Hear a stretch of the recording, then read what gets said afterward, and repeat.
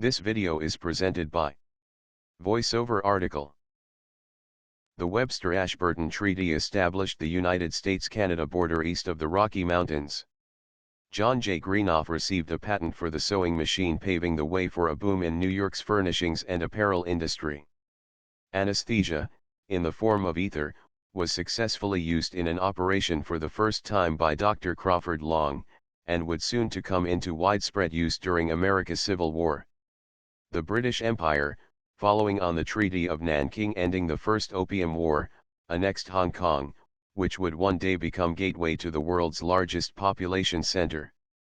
The New York Curb Exchange, later to change its name to the American Stock Exchange, opened for business, trading in securities not qualified for listing on the New York Stock Exchange. And the original Laidlaw and Company was born. Milestones, landmarks of Laidlaw and Company.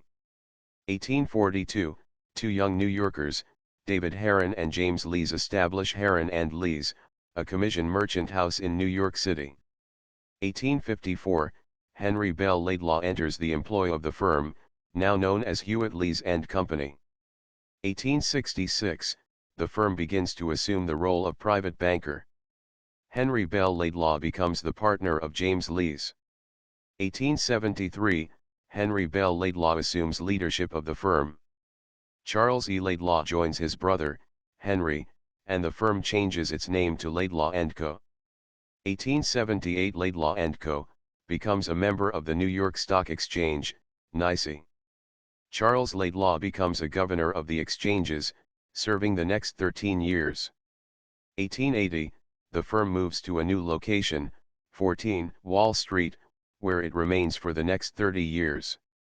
1894, James Lee Laidlaw, the eldest son of Henry Bell Laidlaw, becomes a partner of the firm.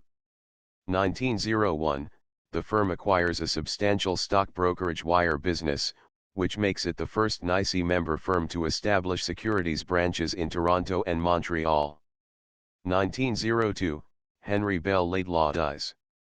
Under his leadership, the firm expanded from a small private bank to an influential banking and brokerage concern. 1902, Henry Bell Laidlaw dies.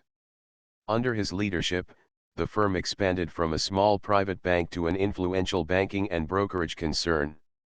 1942, Laidlaw merges with Mackay & Co. By the end of World War II, Laidlaw & Co. is actively engaged in investment banking, asset management, and securities brokerage. 1961, Hambros Bank Limited, London's largest merchant bank, becomes a limited partner in Laidlaw & Co. 1973, Laidlaw acquires Coggeshall & Hick, include, and the name is changes to Laidlaw Coggeshall, include. 1976, Gottfried Gally von Meyern Hohenberg, a general partner at Adams & Peck, join Laidlaw as a senior vice president. 2 years later, Laidlaw acquires Adams & Peck, and the firm's name is changes to Laidlaw, Adams & Peck. 1988, Laidlaw Holdings, include, is incorporated in Delaware for the purpose of consolidating the securities brokerage, investment banking, international and asset management divisions. 1994, Europe Continents Holding, ECH, an international trading firm based in Luxembourg, purchases shares of Laidlaw Holdings, include.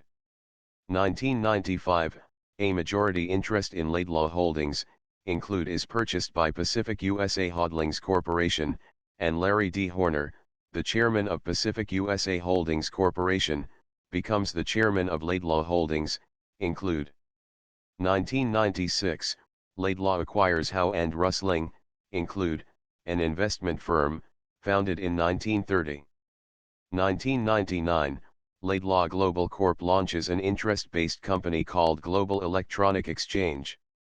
A new month later, Laidlaw acquires Westminster Securities, a NYSE member firm, and Laidlaw Pacific, Asia Limited, a Hong Kong SFE member. In June of the same year, Laidlaw Holdings becomes a public company under the name Laidlaw Global Corporation.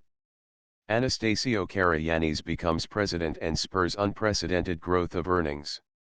2000, Laidlaw Global Corp launches globeshair.com, one of Global Electronic Exchange's products, offering the first global online trading site. This video is presented by VoiceOver article.